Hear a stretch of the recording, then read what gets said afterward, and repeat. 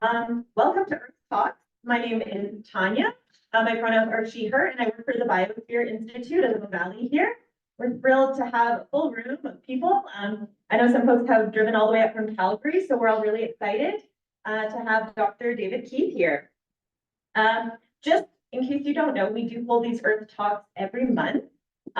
We actually had Shannon Ripley there at the back talk about compost very recently, 2 months ago. And next month will be emergency preparedness with Caitlin Miller from the town of Canmore. So we invite you all to join for that.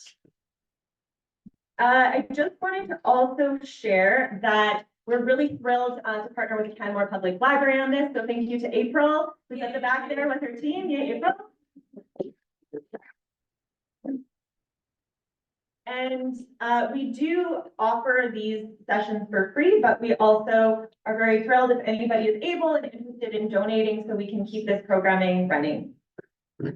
Just before we begin, we do want to acknowledge that we're gathering here in the territory of the 1877 Treaty 7 signatories, comprised of the Iarka and Nakota, including Chiniki, Goodstoney, and Bearspaw nations, the Blackfoot Confederacy, including the Siksika, Piikani, and Kainai Nation, Tsuut'ina Nation, and the home to the Rocky View Métis District 4 within the Battle River Territory.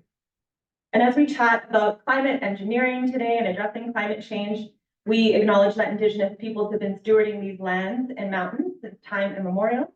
And when it comes to climate action, we're really grateful for all the diverse ways of knowing that can help contribute to climate action today.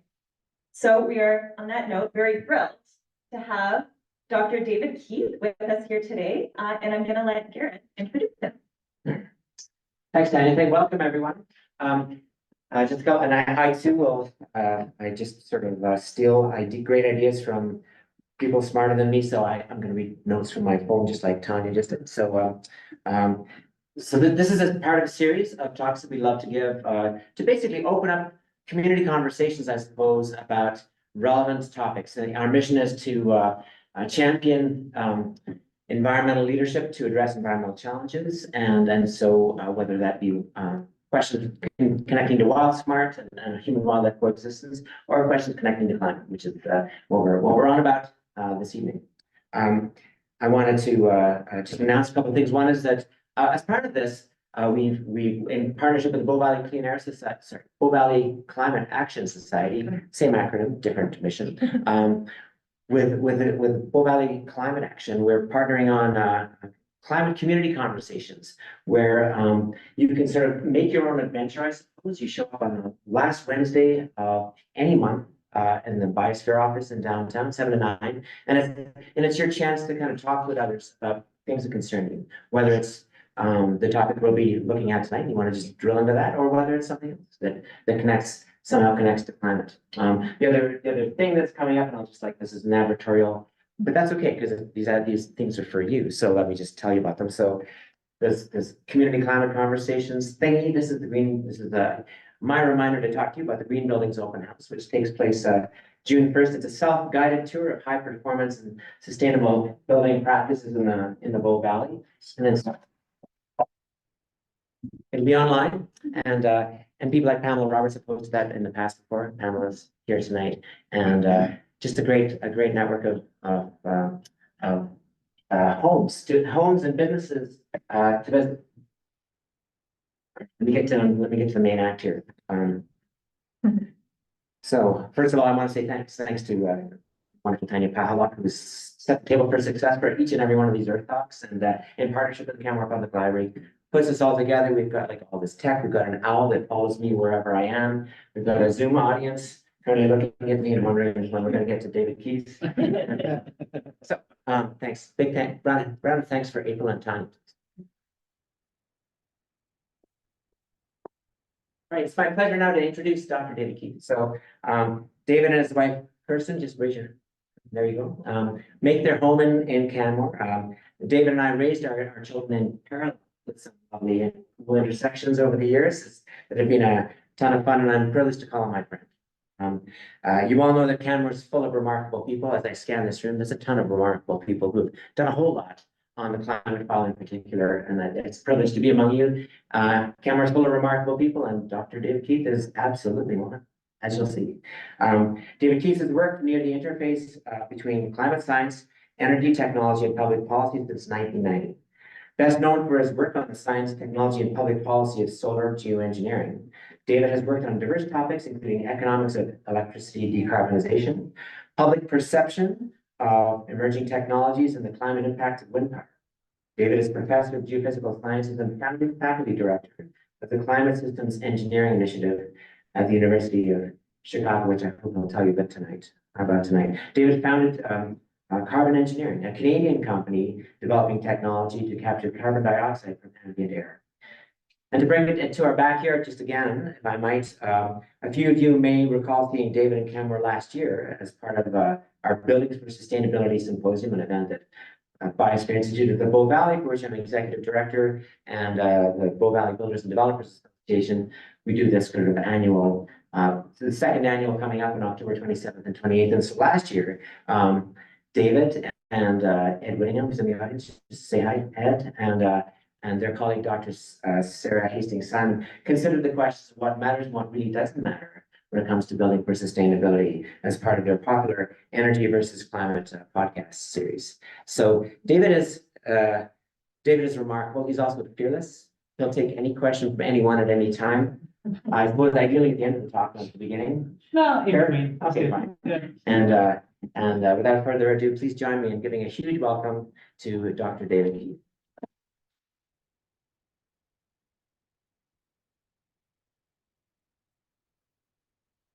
Thanks a whole lot. It's really kind of exciting, and in what different way, almost intimidating to talk in front of neighbors. I really am very excited. Because I talked to a lot of places. I mean, later this week, I'm talking in two of the different big climate modeling centers in Boulder, Colorado. I'm used to talking climate, but it's very exciting to do it here where I live.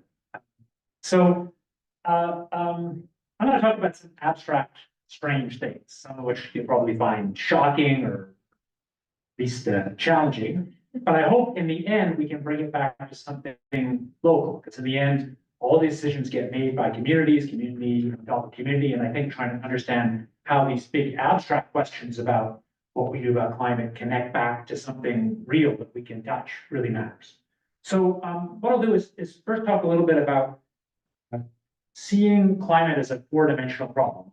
What I mean by that, really thinking through the whole problem, and say a little bit about these things that would be less familiar to you, removal and solar geoengineering. First of all, just kind of explaining something about what they are and work.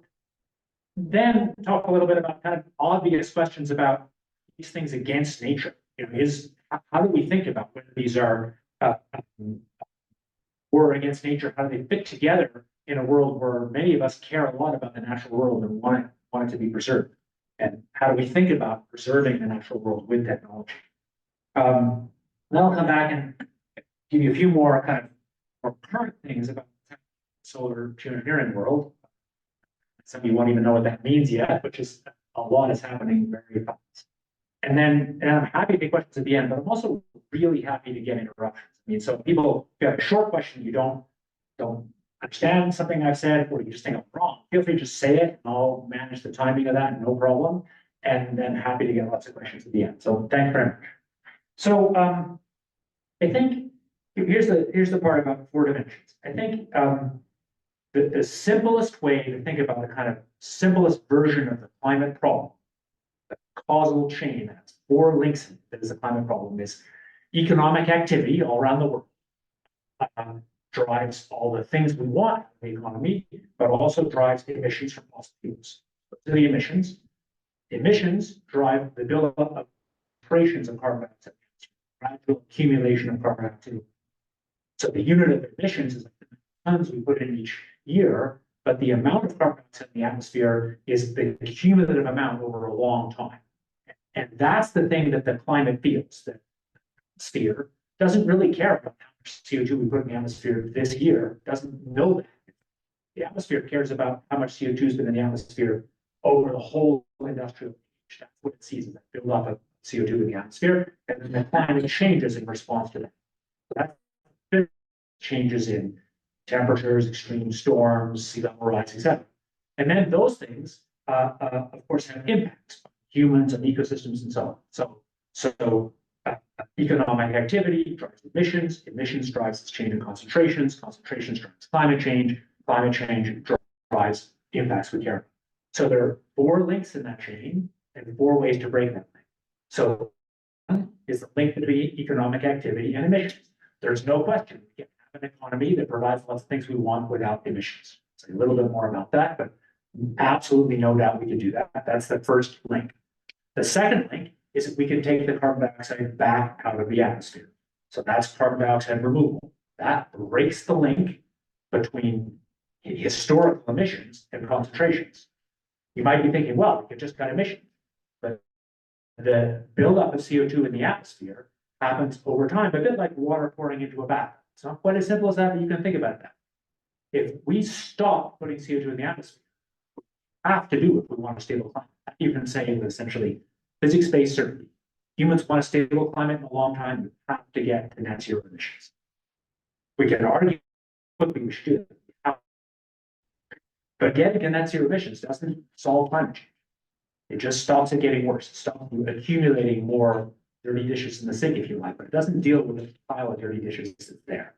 So removing carbon could, in principle, pull the dirty dishes out of the sink. If you prefer. It could, if you like, go back into carbon removal as the second of these big things. So solar geoengineering is something that could not break the link, but weaken the link between the amount of CO2 that's in the atmosphere, the concentrations, the amount of change we see. So carbon removal is pretty self-explanatory. Get to some details. Solar geoengineering maybe not so much, but climate change is really ultimately caused by the fact that these buildup of greenhouse gases make it harder for the Earth to radiate away heat back to space. The Earth always wants to be in equilibrium, so the amount of energy that's absorbed from the sun pretty much has to balance the amount of heat radiation, like radiation from a warm stove, that's going back to space. By putting the greenhouse gases like carbon dioxide, most importantly, in the atmosphere, the Earth has to be a little hotter, radiate the same amount of heat, the amount of heat it's getting from the sun. That disequilibrium is what drives climate change.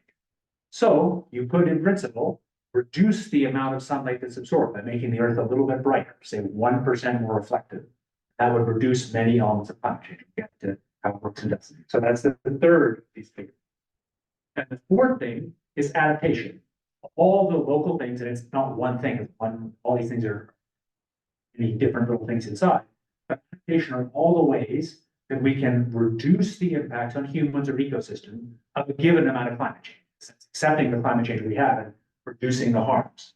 So that means everything from air conditioning, which is not just a thrill, but actually people learn better in school places. People live longer in school, especially in very common places. To social things like Kirsten and I were in Bangladesh just as COVID was starting. It turns out talking to people, big floods that come from the typhoons there, and there had been a typhoon in about 2006 that killed 100 people, which is horrible. But it was about the same magnitude as the giant worst disaster of all time, the natural disaster in about 1970 in Bangladesh that killed about 500,000. The difference was warning systems and kind of modern mechanisms to build resilience. It meant that the same physical wind or water killed people. So that's an example of that kind of resilience. There's a whole bunch of them. So those are the 4 things. I'm not saying we have to do all these things, but I don't think I've randomly chosen. I think each one of these has many things inside. So if you think about decarbonizing the economy, of course, we can do energy efficiency, we can do solar power, decarbonizing the efficiency, all those things fit together in one, which is breaking the link, economic activity and emissions, a single kind of thing. And there's lots of ways that we can do carbon removal. I'll tell you about some of them. There's also ways we do solar geoengineering and adaptation. But I think none of those 2 things can be easily conflated. You might be thinking, oh, solar geoengineering and carbon removal are both these high-tech techno fixes that I don't hear much about, and so they kind of naturally fit in the same thing. But for some really deep reasons, they don't.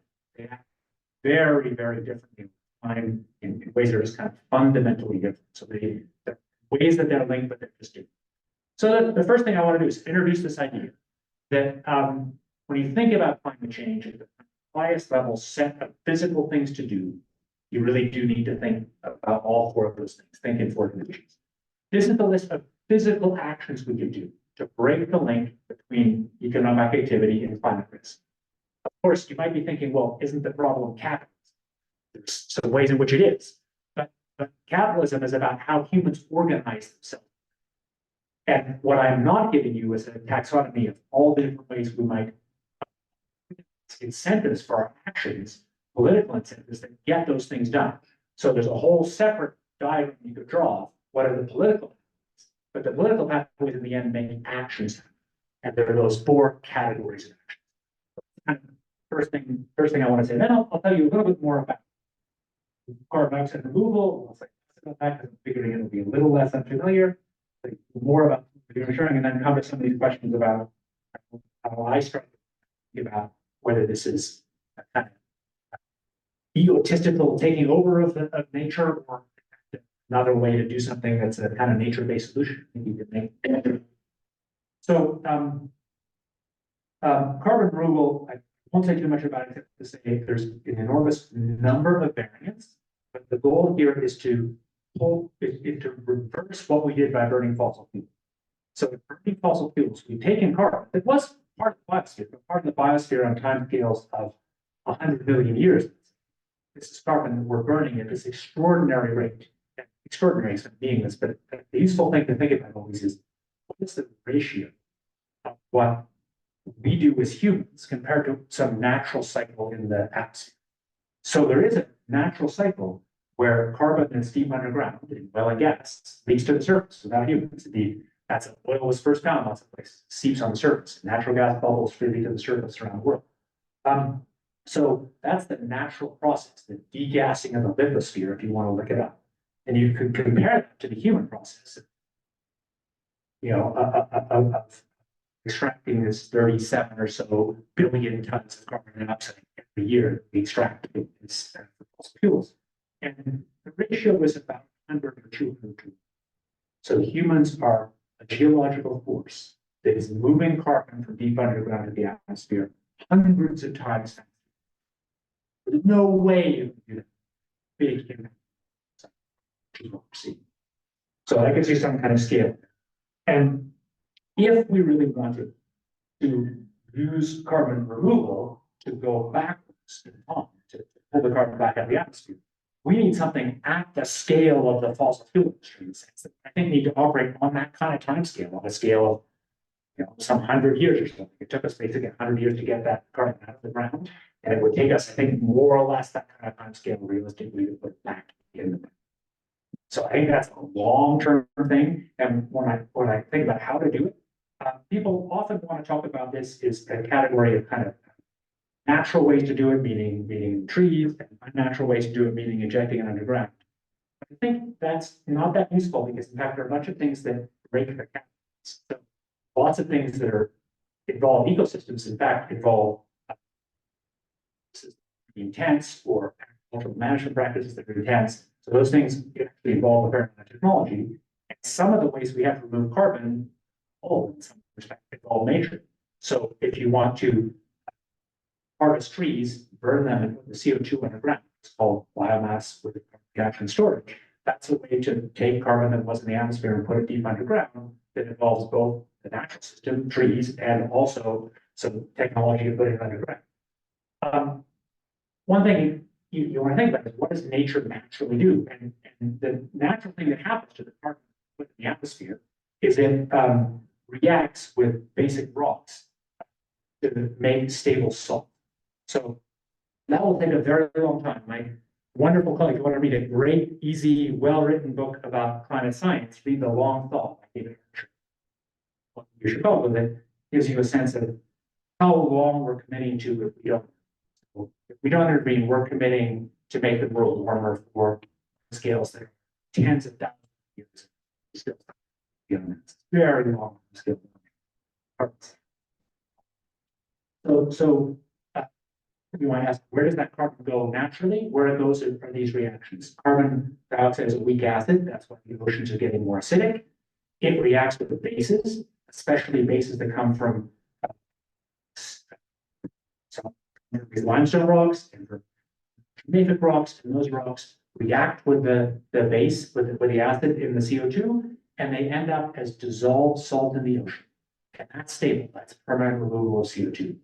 So one of the questions is, how can we make more of that?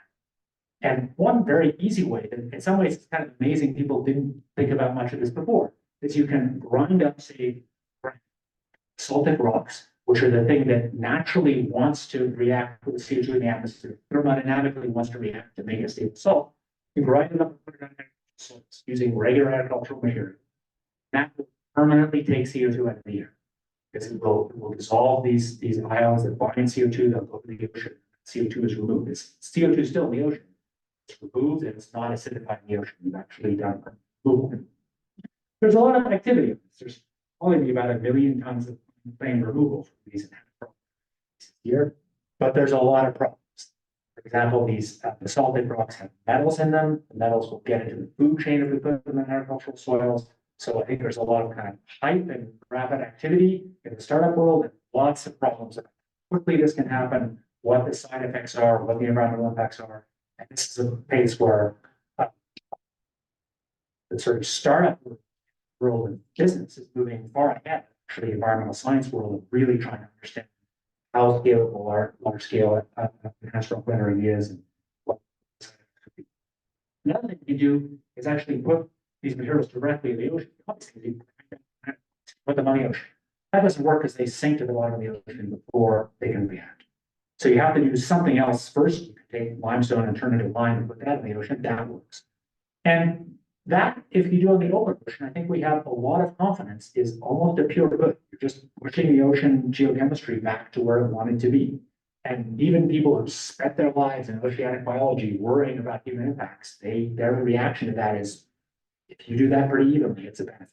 It's very hard to think that there'd be negative side effects once you spread that material up. Maybe huge negative consequences of actually making that material transported. That's something we haven't looked at. But those give you some examples. There's also examples from this company that I found. You could take mechanically CO2 directly out of the atmosphere and inject them underground. There's a big range of these things. I think the following summary things. There's no question, especially if we have multiple independent ways to do it that all make particularly sense. These aren't kind of new ideas. These ideas are 50 years old. There's no question that if humans really want to take substantial CO2 out of the atmosphere, it can be done. I'll even go further. I'm really confident that it can be done if I'll spend lots of time about one or the other of those measures over a long time, not tomorrow. With technologies we have now developed. But it's also true that for all these carbon removal technologies, the day you build it, a whole bunch of environmental impact, no benefit. It comes slowly over time. The day you build it, it hasn't pulled out any CO2. It's pulled out a little bit of CO2, but that doesn't do much because that benefit builds up slowly as you take it out time over time. So when you think about this four-dimensional problem, there's some deep reasons carbon removal is probably not that useful for short-term management of the worst of climate change in the next say decade by 2050. Carbon removal really makes most sense after we brought emissions down towards zero. If you want to go below zero, really pull carbon back down, and you want to do it slow. To me, that's the most obvious use for carbon removal. And I'm not just saying that. Do kind of these high-level models of optimal climate policy. That's what those models say. Other people have different opinions about it. I should say that's my view of stable view of it is. I'll say one thing, an obvious question you should have. Solar geoengineering in a second is why should we spend much time on carbon removal? We're still emitting a lot of carbon. Famous quote that the first law of holes, if you find yourself in a hole, stop digging. So there's something kind of strange about like putting a lot of carbon in the atmosphere. But also, I think the answer to my personal view would be if you ask me the division of money, I think we should now be spending between stopping emissions and carbon, at least 95% over between those two into stopping emissions, and no more than 5%. In practice, I think we're putting about 1%. So while there's a lot of talk about it, the actual flow of money is pretty small. I haven't said much about stopping emissions. I'll say a little bit when we get to some of the emissions in ways the core will be surprising them. But I want to say that it's easy to be dispirited about issues because we've been talking about it forever and it feels very slow and, you know, there's carbon tax protesters out there. And there are reasons to be dispirited. But I can say that I've been working on climate since 1990, or even I started in 88 or 89 or something, really full time. I've never been more optimistic. Decarbonizing. I really think it's different. Here's and the big reasons of that are the extraordinary. And now, on top of that, the drop in the cost of that. And that plus the actual. So talk is cheap. Lots of people in this room, Marlo and lots of others have been in endless conferences with politicians promising different things about how quickly we'll cut emissions. Those promises matter because in the end they connect back to action, but in the end the promises aren't what matters. What matters is the action, and you can measure the action. The most direct way to measure the action is what is the total flow of money into clean energy. And that flow is now something like 1.7% of the global entire economy, all the goods and services people produce. That is 2 or 3 times higher than it was just a few years ago. That's mostly wind, solar, and vehicles. And lots of it's spent and stupid, and there's funding capitalism, but it's really. So I'm really much more emissions cuts. I think we'll peak emissions this decade. So that's what I want to say about the beginning about renewable and emissions cuts. I think renewable is important, to be clear. It's something you mostly do if you long run. It's not likely to be in the near term cheaper than emissions cuts. But then if you want it to be available, you really need to start theories, because then people actually building things and finding out what works and what does not work. So then I want to talk more about this third option, solar geoengineering. So we first be really specific about what could be it, and then come back and forth to how it might work.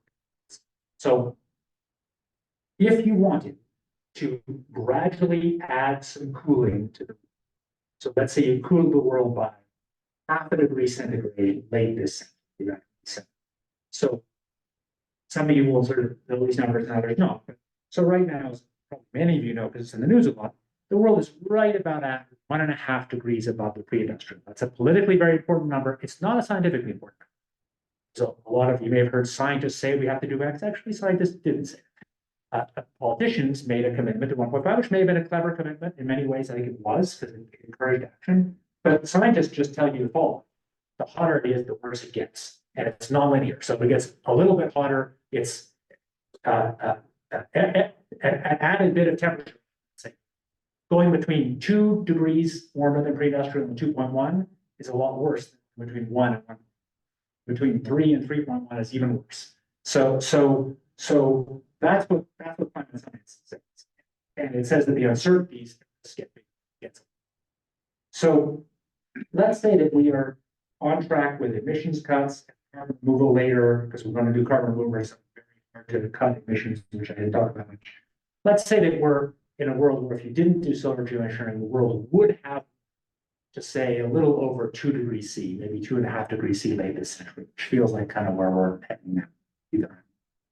So if you imagine that you have that world, and you do a 0.5 degree cooling by solar geoengineering to take the temperature maybe down from a little over 2 to 1.75 warming centigrade above pre-industrial.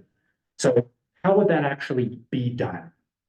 So the answer is you start 0, you start maybe in 5 years, and you'd have high altitude aircraft flying roughly twice as high as a conventional aircraft flies, and they put sulfuric acid, which should sound horrifying and insane, into the stratosphere. This is sort of 20 kilometers over our heads, twice as high as a regular aircraft flies. And you would do that in a way that was balanced between the 2 hemispheres. So you would do about the same amount in the 2 hemispheres. That turns out to matter. So that's the basic brutal proposal. And at the end, in 2070 or something, between 0.5 degree cooling, you'd be putting in something like 1 million tons of sulfur into the stratosphere every year. So that's the most ugly and realistic proposal. So first of all, nothing about that is technically. The aircraft can be built and designed today. It's ridiculously cheap to do it. There's nothing difficult except the politics and science, except all the stuff that is difficult. But it's not. This isn't something that is it might be possible if we did some research. There is no question whatsoever. Even the strongest opponents of this technology typically agree you could do this if humans wanted to do it. So let's talk a little bit about what we know about it, what the risks would be, what the benefits would be. The benefits would be cool. But it's not just that it would be cool. This idea has now been examined by pretty much every major climate model and by major international organizations. And I'll say a little bit more of that at the end. But it looks like if you did the thing I said, it's kind of half-degree cooling and with balancing between the hemispheres, on a region by region basis, almost all the climate hazards we care about. So not just average temperatures, but extreme temperatures, extreme precipitation, change in water availability, and change in sea level. All of them in basically every place. That's stunningly good news if it's true. I used to give talks. If I'd given this talk 15 years ago, I would have said that can't be true. I would have said this will cool down the planet, but it will surely make some people much worse off. Indeed, the very first time anybody ever ran a climate model to test this was in 1999. And it's funny, on a Zoom call this morning, the two people who are the lead authors of those papers, Ken Caldera and Bala Cindy, and that happened because Ken, there's a time, said that this really wouldn't work. Ken did this to prove how badly, to show that, yeah, you can cool the earth, but it would be very uneven. But now, a quarter century later, that initial model showed that things look pretty even. And the more we've done this, the more we've looked. So that's, I think, a pretty surprising result. It may not be true. So that's a fact. There are uncertainties here. But it's a pretty surprising result. And there are certain reasons to take it seriously. So one question is, why should you trust what I'm saying? Why should you trust science? What makes you trust some science more than others? So if I hear about some cure for Alzheimer's, but it's just come out of one university and was just published yesterday, even published in Nature, I'm going to be excited because I've, got a dad who's got memory loss, but I'm not going to be that. If I hear about something where scientists have known it for 40 years and it's been distributed in labs around the world, I'm a lot more confident. And I think that's how I kind of judge confidence. So this stuff that I'm telling you is on the one hand, it's new because there was a taboo, all this about talking about this. But the actual science of putting sulfur in the stratosphere is not new at all. The first review article, that's a science article when they write about earlier science articles. The first review article about stratospheric sulfates was published in 1960.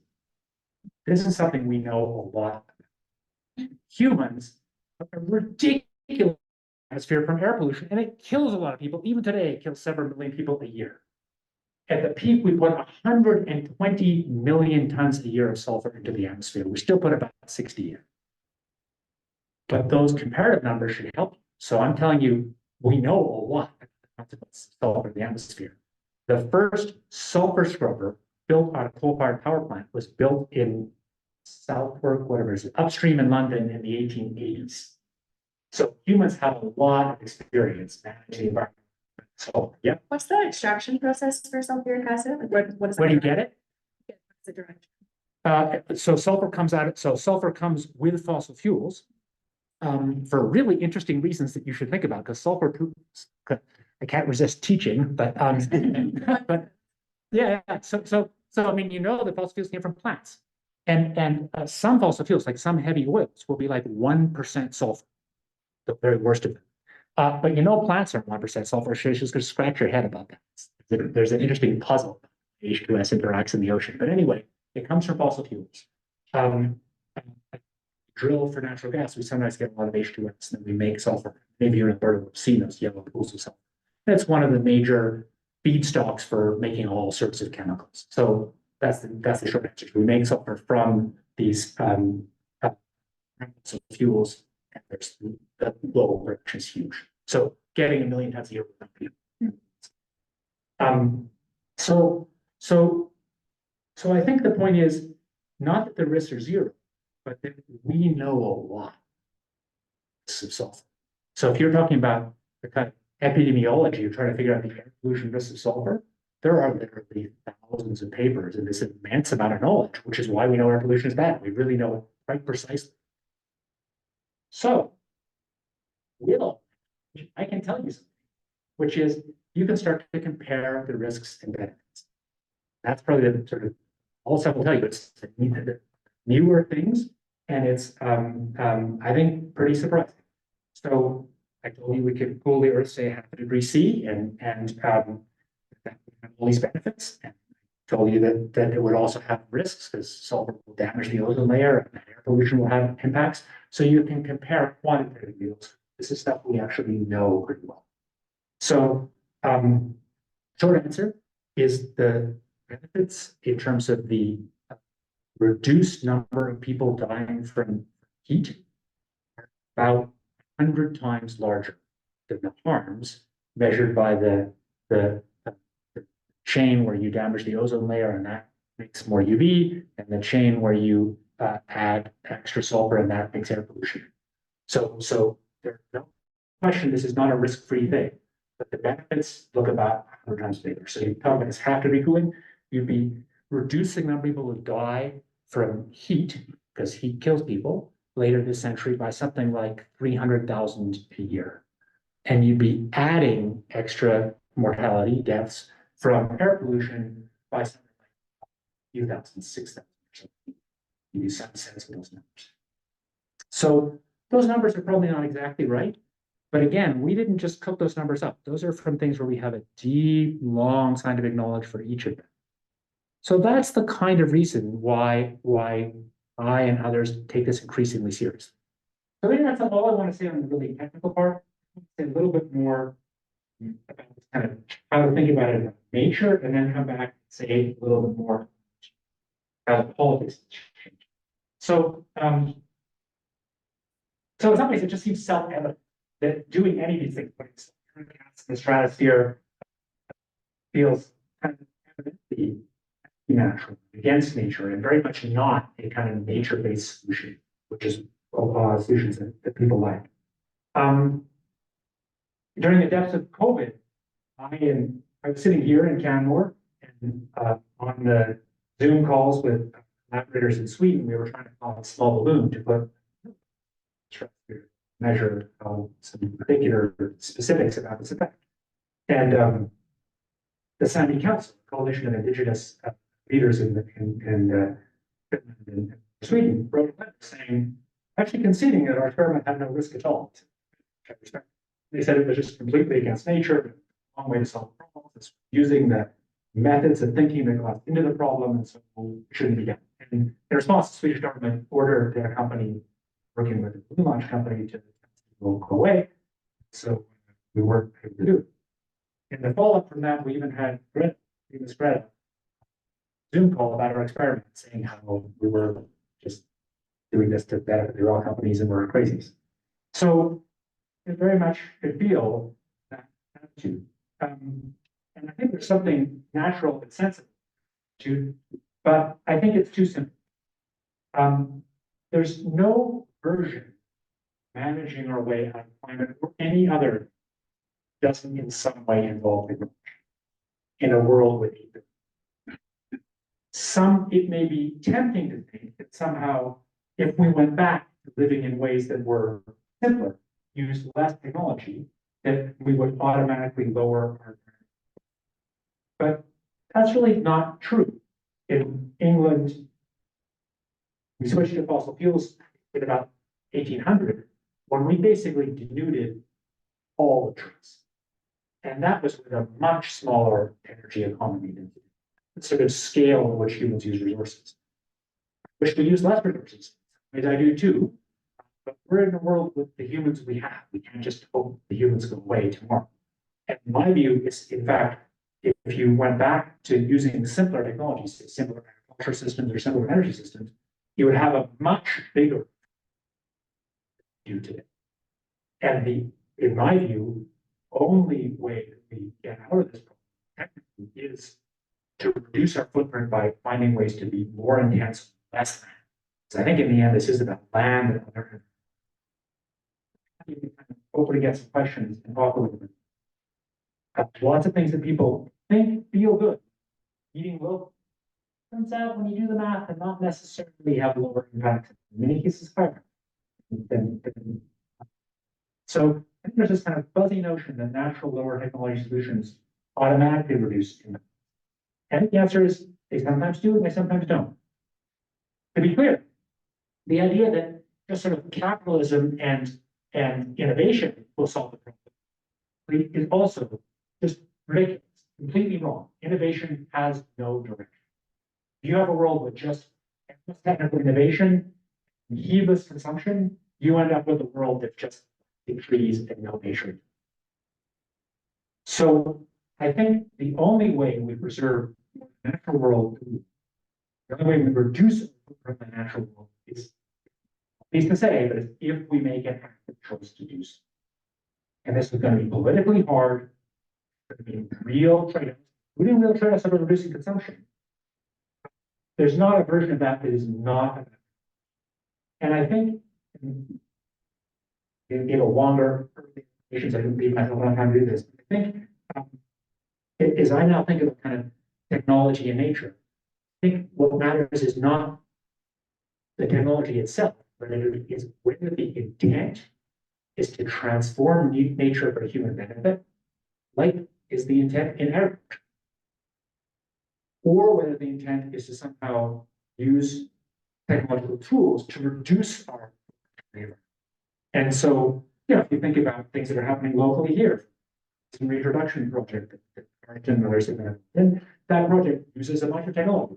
Where the bison are, leave them around, and so on. It's not a zero technology thing, but the goal is not to like extract more bison meat or make the park. The goal is actually to make the park a little more the way it was. My formative experiences, parents were wild biologists, to get DDT banned, and as a kid, I was involved in this peregrine falcon reintroduction. And I think that Garrett was actually there in one of those days we were releasing falcons from in Ottawa, right? You were there back in about the mid '80s. You're dating us. Yeah, I know. But there's something really interesting. This will connect, I think. So that was a technological fix. The falcons had been wiped out all of eastern North America by DDT, which was in some ways a good chemical, but it compounded in the food chain and wiped out these higher predators. And the technological fix was that in an American-US collaboration, the falcons were bred in Wainwright, Alberta, in a kind of a trick where they would double clutch them under prairie falcons. So they take the prairie falcon eggs and move them into a prairie falcon nest so they could get the prairie falcon lay 2 eggs and then have all these extra chicks, and these chicks were distributed around North America. My parents were both managing that program, but also we actually had the chicks in our house to release them from these buildings. So that was a biological that was using technology to try and fix something. But I think that's a nice analogy. That fix wouldn't have worked if we hadn't also dealt with the DDT. So we need to do both things. You couldn't have just tried releasing falcons if you hadn't dealt with the DDT, but just removing the DDT wouldn't have necessarily made the falcons come back. So it was both things to do the restoration. It was actually managing the DDT problem and also releasing falcons. I think there's, you can stretch this, and this is a personal thing, but I think about that for climate. This is not it's very easy to say, only thing we ought to do is cut emissions. And certainly there's a reason that people say, don't distract me from cutting emissions. And a bunch of my friends who spent their lives in the environmental movement trying to make emissions cuts happen, they'll say, you might be right, David, but shut up because you're distracting the efforts for emissions cuts. And politically, I should get that. And to be clear, I think emissions cuts are absolutely more important and should get more resources than certainly carbon removal. Solar geoengineering in a different case, it's not really about resources. But I think that we probably, if we want to get to a good outcome, especially want to get to an outcome that has temperatures closer to pre-industrial than today, we want to get to an outcome where we're not really changing the climate that was of years, then we have to do these things. So I'm too big of an amendment. First of all, it's just a statement of fact, but it sounds like salesmanship. If at any point, or in 50 years, you want the future world on a political timescale like 100 years to be cooler than the point where you make that decision, you have to do either carbon removal or solar geoengineering or a combination. Cutting emissions does not do it. It just stops making it worse. So that's to me the reason to take these things here. So that actually maybe stop. I'd love to get questions, reactions. I see some blank faces. There's people I know. I'm happy. Maybe then I can give a little more of the political context. Sure. Can you comment on the UN's thoughts on solar geoengineering? And where is it in there? David, can you just repeat the question? Yeah, sure. The question was, I'll slightly rephrase the question. Where is the topic of solar geoengineering in a kind of UN climate? So the answer is behind closed doors mostly. So there's some really notable things. Just a year ago, there was a report called the One Atmosphere Report, the United Nations Environment Program, and that was my little insider world of solar geo, big deal, because it was a high-level report from the UN Environment Program, and it was much more positive and serious than any previous report. Really good author group, and it said some very clear things that solar geo is the only way to cool down and so on. So that's an example. But on the other hand, this year there was the idea of UNEP running a more serious process, and a bunch of countries wanted that, but it was voted down. And complicated politics about that. In the kind of formal UN climate negotiations, this is basically not in some kind of third rail outsider thing. But there are ways in which it's gradually becoming part of the process quite quickly. So it's not formal now, it'll be true in 2 months, but one of the important things is what's the role of the environmental community? And in general, the big environmental advocacy organizations, which have a big role in shaping what happens. In general, over the last decades, they've sometimes had internal discussions, pretty serious, but externally they basically said, you know, I'm talking about this, it's a bad thing. That's changing pretty quickly now. So environmental defense, one of the more centrist environmental groups, will have, starting in 2 months or so, a serious program, many millions of dollars that will actually fund research on solar geoengineering, advocate for research, and begin governance conversations in a way that's really very different. It's not the only group that's here. So that's the short answer. It's this weird thing where the conversations happen around the edges. It's not part of the mainstream of the conversation now. Yeah, I have a question. One of the comments that you made was that an important component of doing this successfully is having a coordinated effort where you're releasing similar amounts in, into both hemispheres, what have you. But there's also, a number of startups, there's a lot of sort of experimentation with it. What would happen if this were done sort of unilaterally, not in a coordinated way? Would there be a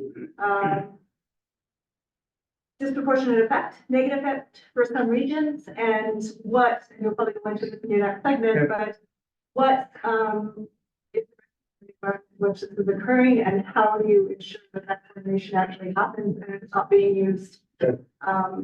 So it's no fun to paraphrase a question from Manya. Yeah, no, because it's so good. I mean, so the short answer is there isn't a regulatory environment. So the UN Framework Convention, you can try and interpret Article 3, but it basically, there's not a regulatory environment. And there's no regulation that would prevent me emitting 1 million tons of sulfur from an aircraft as long as it wasn't from the edge. And there's something to that about the way regulations are built, because regulations are built to deal with problems we have. So I'm not allowed to fly aircraft for a certain amount of sulfur fuel, which is a great thing because we've had these regulations to manage sulfur risks. But those regulations are about sulfur in the fuel chain. Sulfur, you're not allowed to buy gasoline with more than a certain amount of sulfur. We'll evolve in those regulations. It's all good. But those regulations don't ban me just putting sulfur in the atmosphere, because that's not a thing that people do, so nobody ever wrote a regulation. So the short answer is there isn't a regulatory. And the questions about what combinations of countries and entities will want to do this, don't want to do it, is my view is that the only thing I can say is we ought to begin to have a serious international conversation about this. I can't tell you what the rule should look like, but I think we want to do a good job by hiding it. We need to actually begin that conversation. I was an instigator of and servant to something called the Overshoot Commission that had the highest level political leadership ever to look at these topics seriously, included Tubiano, the architect of the Paris Agreement, and Carr, former Minister of Pakistan, and our own Pardon Kim Campbell, who was terrific, really kind of amazing group of people, especially women on that. And their recommendations deal with all the ways to deal with ownership, both advance money for adaptation, payment for loss and damages, carbon removal. But on solar geoengineering, they basically said two things. They said there should be a moratorium against deployment, which I completely agree with. We need a kind of cooling off period. We say we're not going to deploy, but we can get serious about thinking about what the rules are, the risks are. And they also said that there shouldn't be extra regulations on small experiments beyond environmental impact statements. So that you don't need sort of special permission to just do the science. So those are the two things they said, which I think are pretty fair things, and allow us to explore our way towards the questions you're asking. But right now, the answer to the questions you're asking are, we don't know. And maybe what I'll do, actually, get yours quickly, and then maybe I'll get a few once. Go ahead. Yeah, so playing off of that insightful question and then reflecting on your anecdote about the Sami Council mentioning their discomfort at the approach. And insofar as the stratosphere is regulated outside of the territory, land, seawater, whatever you want to call it. How does this model fit within, from your point of view, an Indigenous centered conservation approach? I'll take, I'm not going to dodge it, but I want to get, I want to get one more just to kind of pile some questions out. Yeah. When you outlined your four dimensions of climate change, we're not going to be impactful in the lifetime of this generation, people and this birth. So we're not going to stop making it work until 2050. Carbon removal is going to scale up, and then take 100 years to grab new. Adaptation is the thing that we can do today. Is geoengineering something that water resources into researching would happen? Yeah, and I just want to say you should give me a sense of when you want me to wrap, because I can do this for. Isn't that, let me ask, I'm not forgetting, yeah, those are two big questions. So it's 7:56. Let's go for another 10. Is that okay? Getting some of the wiser heads in the room or not? At least, I got a longer leash than that. So there are so many Indigenous groups, so many answers. I think nobody could presume to say what the Indigenous view is. I certainly can. I can say that after, partly because of the Sami Council thing, that's where I just turned 60 and I forget names. I don't look at my wife and my helper. So actually, kind of because I spent a bunch of time in the Canadian Arctic, not professionally, but just traveled some long Arctic ski trips and have a bunch of friends. I ended up getting, after that, sort of scratching my head and saying, I'd like to have some conversations that aren't so, the Sami Council was so heated politically, like they said to the press that we wouldn't talk to them. In fact, of course, we did talk to them, but they didn't want to talk to us. Some complicated he said, she said things. So there was no way to talk to them. But I ended up going up to the Yukon at the invitation of, and maybe my wife will remember, a guy who's married to an Indigenous woman who used to be the premier of the Yukon, NDP guy, really thoughtful guy. And he convened at his house, the Grand Chief. It's now enough years ago.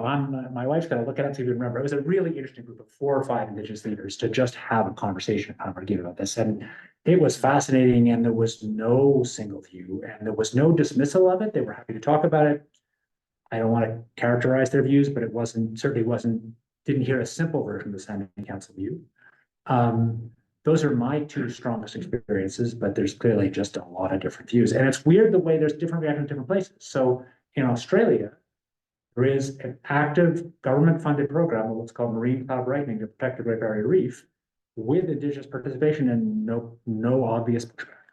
So it's not, I think my original answer, there are many Indigenous humans and they have many views and there's not a uniform view. And so I want to pick up the question of speed. So I'm happy to feel free to ask a follow-up, but that's my first answer. So first of all, there's some younger people in this room, and given life expectancies, it's pretty realistic that there's quite a few people in this room who might make it into the end of this century, even a little bit into the next century, pretty reasonably. So I don't think you should be so dismissive of like, if we could get to net zero by 2050, which I actually think is really hard, but just barely doable. I know that's not tomorrow, but that's pretty real. And you answer your question about solar geoengineering, that's the frame we didn't emphasize. If you wanted to stop warming now, you could. Solar geoengineering costs that are basically $1 billion plus a year, which sounds like a lot. We're spending 1,700 billion right now on emissions cuts. So I think that's not the question. The question is, should we do it? Who decides? How do we, I've given you my opinions. I think the core question for solar geoengineering, how do we get an assessment process that is a high quality scientific assessment that a lot of, not everybody will believe anything or conspiracy theories, but that a significant number of big environmental groups and governments will take seriously. And from that assessment process, have some governments begin to think about coalitions and deals that would do this, to do it with some restraint. That to me is the kind of essence of the question. And that, whether that happens in 5 years, never, or no idea. I'd say that even 10 years ago, we're done some top analysis. No, even 88 or 89. It seemed sort of really far off. And now suddenly it doesn't seem that far. So I can't heard about, I mean, so there was, I can't say no specifics, but like, I was talking to the woman who will be the lead of this project environmental defense this morning, and she was telling about the board meeting they had, and like, people were not pushing back the way she expected. So that just feels different than we're a few years ago. And so it's hard to know how it'll feel in 5 more years. I'm happy to get follow-up questions. Let's get anybody I want right now, fresh customers. Yeah. Total sulfur emissions increase from 101 to about 60, roughly, yeah. So when you say, and I'm measuring in S units, not SO2 units. That is in, yeah. 1 million. Yeah, that's right. Yeah. Yes. Yeah. So yeah, what's the difference between that 60 million? Oh, yeah. Obviously, you're saying, yeah, why are we not freezing the planet with this 60? Because the 60 is emitted in the lower atmosphere from pollutant sources, including all of our cars are emitting a little bit. And in the lower atmosphere, material is rained out and comes back down in about a week. Whether you put things in the stratosphere, it lasts about a year. So roughly, that's a factor of 50. And there turns out to be another factor as well, but there's that first factor of 50 that will explain some of the big difference. That's a good follow-up, Yeah. because coal-fired pollution, air pollution actually provides like a solar radiation management service. Yes. As we decrease coal-fired emissions, Yeah. we actually run the risk of increasing warming as a result, but those emissions are happening not in the stratosphere, they're happening in the atmosphere. What's the interaction? Does it complicate your challenge when we actually, and we want to do it for health reasons, obviously, but the more coal we take offline, the more warming you're going to get, sulfur we need. There's a way that nature kind of laid a trap for humans, because as we were burning fossil fuels, especially and obviously many of you will have seen this figure for the way temperatures have varied in the last 100 years. And you see they heated up a lot up to about 1960, and then they were pretty flat to 1980, and then they began to go up again. But CO2 emissions, of course, were going up pretty exponentially, especially after World War II. So they're not obviously exactly correlated. And so the question is, why didn't it from about 1960 till 1980? Because it basically did. And the most likely answer, the mainstream climate answer, is aerosol pollution, also a few big volcanoes, but aerosol pollution from all that air pollution reflecting away enough sunlight to mask the problem. And so there's a way in which the combination of fossil fuels and the sulfur is like this trap, because the carbon has this long-term impact where the carbon wants to warm the world for this 10,000 years. The sulfur only lasts in the atmosphere for a week. So the moment you stop, it's basically gone instantly. So that means if you just burn coal up to some point and then suddenly stop burning, the world actually is warmer a month later than if you didn't stop burning, because you removed all that sulfur. To be clear, we have to remove the sulfur because it was killing us. Still, the rough estimate now is like 3 to 6 million fatalities a year globally, mortality from sulfur-driven air pollution is big. So we have to do it. So the answer is, does it complicate things? It's an important part of the story. They don't interact very much. That is, the stratospheric sulfur and lower sulfur doesn't interact much. I think for coal-fired power, things that are close to humans, the benefits of cutting pollution are so big that it's a no-brainer. I think it's a bit less of a no-brainer about cutting sulfur from shipping in the middle of the ocean, where the cooling effect is pretty big and the health impacts aren't too small, aren't so big. But it's still true that the health impacts are much lower if you do a stratosphere per unit of cooling. But yeah, they all interact. And I'm telling you just about sulfur, to be clear, there's a whole bunch of sexier, more high-tech ideas other than sulfur in the stratosphere. We've literally published papers about diamonds in the stratosphere, and we're not just making it up. We have laboratory experiments on diamonds, and people know how to make them, and they might be better. But the reason I'm just talking about sulfur is that it's a pragmatic thing we know how to do. Yeah. Just to follow up on that, the sulfur in the stratosphere, if an individual country, call it a rogue player. Yeah. Distributed in the stratosphere, the distribution rate is just so fast that the value and the risks are equally distributed. It's complicated, but more or less the two hemispheres are somewhat decoupled. You may recall that old nuclear war movie On the Beach or something. And I mean, more or less, they're not that coupled. But within each hemisphere, they're better made. So if you do it in kind of, if the natural, it's sort of 30 degrees north and south, and then you get the air in the stratosphere rises at the equator and sinks at the poles. It's called the Brewer-Dobson circulation. So if you put it in sort of 20 or 30 degrees on either side, you get this pretty even coverage. And east to west, the winds are blowing pretty fast, so it moves around pretty quickly. So it doesn't really matter where you do it on an east-west line.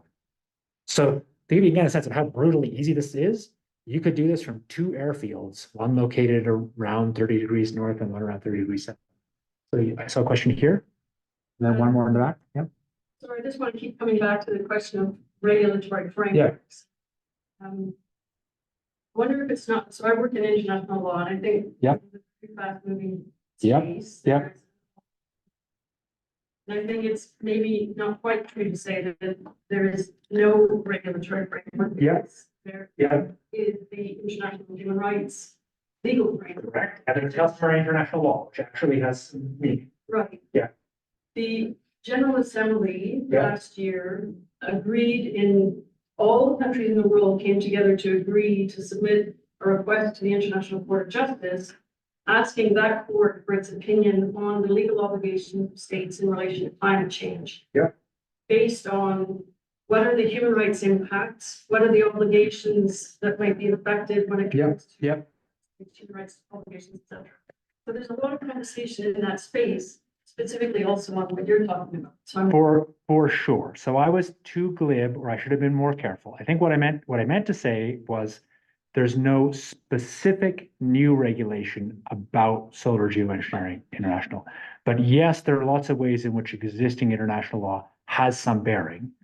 And yeah. I suppose my question is, do you have any, are you aware of conversations around what your predictions might be about what that court's going to come out and say something significant about the obligations of states? I'm not about that decision, but I'm not the best person. There's actually a funny thing in all the people who published on this topic.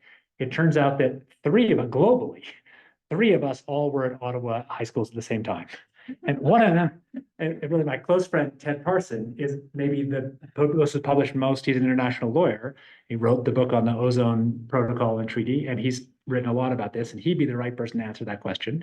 I don't know specifically about that court case. I know that it happens, but I don't know how it might bear on this. But I think what Ted has thought about a lot prospectively, I think to go a little closer to Anya's thing, I think the challenge is how to avoid rogue actions, but not disallow any action, and especially how to make sure that actions on solar geoengineering do not harm actions to cut emissions. Because the big thing I haven't yet talked about is the big concern that just talking about this will provide a license to pollute, and it will allow the oil companies to say, don't worry about it, just pollute. I should have said that. It's the thing I actually almost always say to such audiences. I think it's one of the more important things to say. So one of the things that Ted and others have thought about is whether you could couple those together in international law in some way that was productive. Like say that some voting rule about decisions about solar geoengineering are tied to governments making deep reductions in emissions.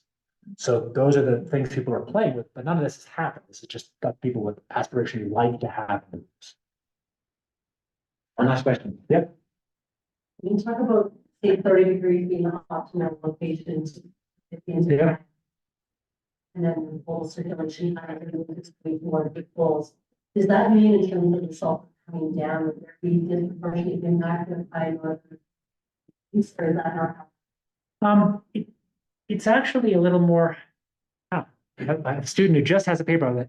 Most of it comes down right near where the jets are, which is the jet streams, which is kind of here, this latitude. That is not high northern, but this latitude. But I think we know that impacts. This is what's in a sense. You can think of these things that are better, like diamonds might be better. But the thing that's good about sulfur is we know in exquisitely painful detail what the impacts of sulfur coming down is. And this amount of sulfur really isn't very big. And it's not just the ratio I said. It turns out that the sulfur in the lower atmosphere makes it into sulfuric acid, the fine droplets, the fine particulate matter that are what harms our lungs. But when it's coming down from the stratosphere, it's mostly rained out first. If a rain droplet hits it, then it's not there as an aerosol anymore. It still contributes to acid rain, but that turns out to be tiny. That's objectively, it's easy to calculate as tiny. It's the particulate matter that hurts our lungs is the problem. And so it ends up that there's that 50 to 1 for a week compared to a year, but then there's an added 20 to 1 because sulfur that starts in the stratosphere is 20 times less effective in kind of being an air pollutant than sulfur that starts at the bottom. Roughly, I mean, that's what the geochem law says. Should we let Jacob ask this question? What do you guys think? Yeah. The people who know, yeah. Jacob. Last question, Jacob, go ahead. So particulate matter in the air, Yeah. come in many forms. Yeah. It can be sulfur, it can be diamonds. It can also be particulate matter from reports. Yeah. And, I was curious how much of BC has burned. It's very little. A couple percent. We've got a whole lot more to burn, and also across Canada and elsewhere. How does that interact, or has there been any modeling to include that? Well, there's actually really interesting modeling. I don't know how important it is actually, but it's a hot scientific topic among some of the same researchers working in solar geo. Some of the really big fires punch in the stratosphere. It's called pyrocumulus. There's evidence of that from Australian fires. So we definitely see of course, this related thing that you may know about is nuclear winter. So we know that if you make a really big fire, we know what happens with nuclear weapons, you can get soot right in the stratosphere. And there is pretty strong evidence that some of the big Australian fires did. So we can see plumes of particulate matter in the stratosphere that have the right character in the right place, and use kind of back trajectory analysis. And so we know that. So there is actually this funny connection to stratosphere. It doesn't happen for a normal fire. UVB. But mostly, I think there is an interaction where fires make soot, which is darkening, but they're also reflective. And I actually am not the right person to ask about the ratio of those two things. But in any case, I don't think they're a big driver of radiative forcing. They're a big driver of air pollution impacts. Call it?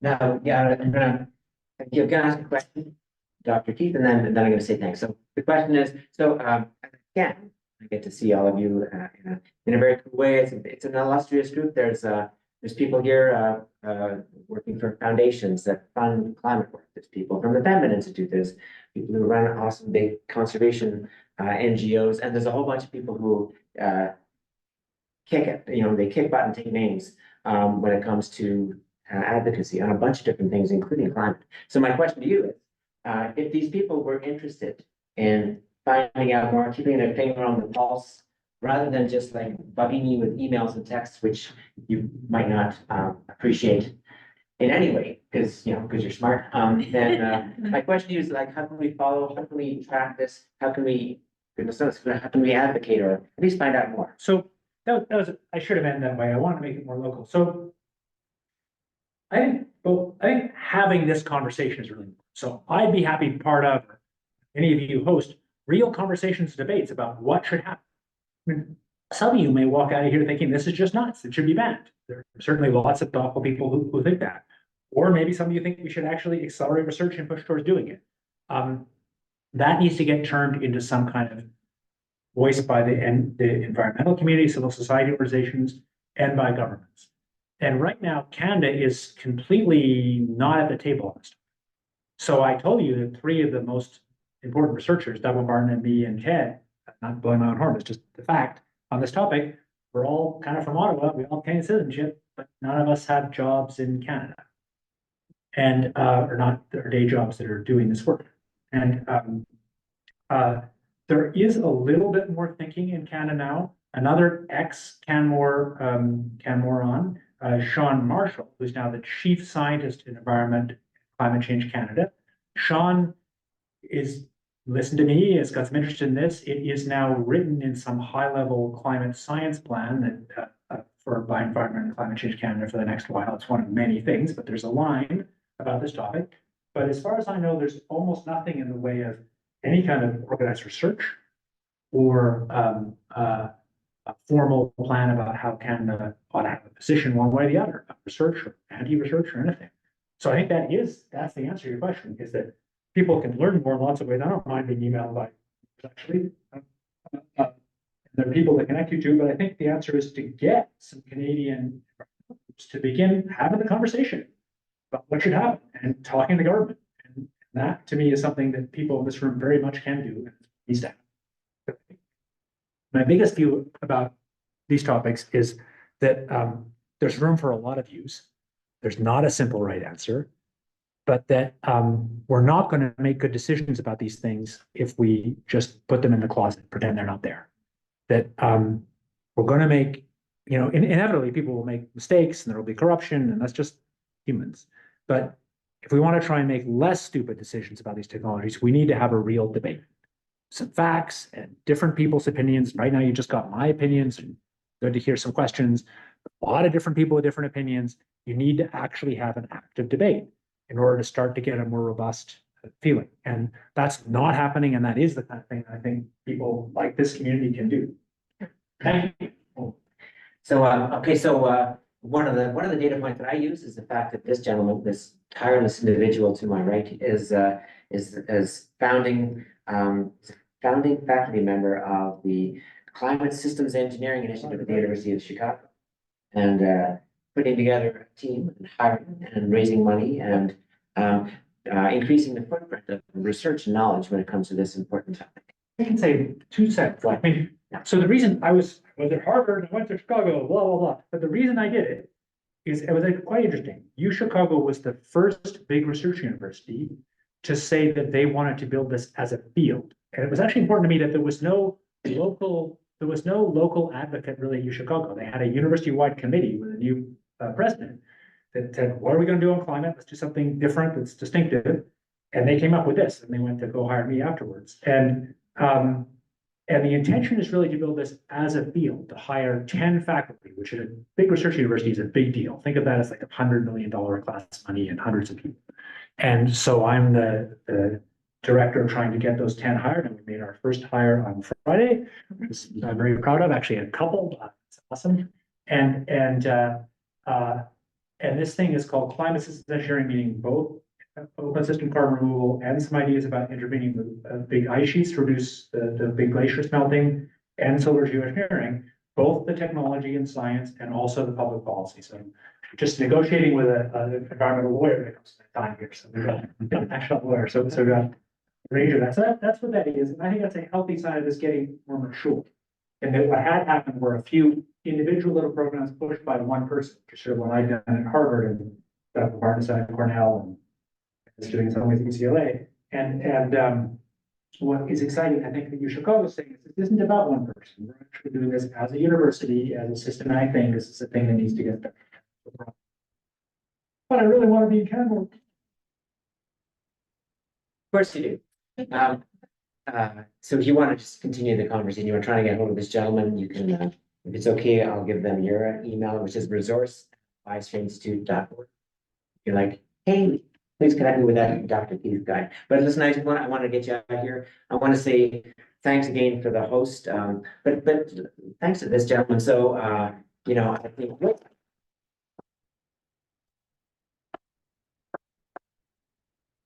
Right. How about that? Now we're gonna do it again because I just want to say a few things. And you can't start clapping before I stop. So, so because he's tireless and he's done, he's like hit 60 and he's ramping up. Did you hear how he's ramping up? And he's fearless. I mean, you heard that. I mean, and he's clear-eyed. And you know, he's a real champion of this really important line of thinking. And I think it encourages us, you know, through the Earth Talks and so on, just to kind of be open-eyed and think, try and think, you know, bring our best critical thinking to this, because there are no more important topics, are there? So, Dr. Keith, on behalf of the group, and I'd like to thank you one more time for a wonderful talk. Thanks so much.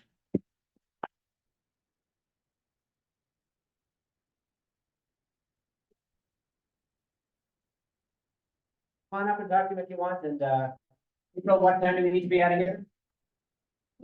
15 minutes, thank you. My Kirsten is in the back, my wife, because she came to the CPAC meeting. She remembered the names. Yeah. So the Grand Chief was Peter Johnson, and the guy who invited us was 2010. Yeah, he was the Yukon Premium.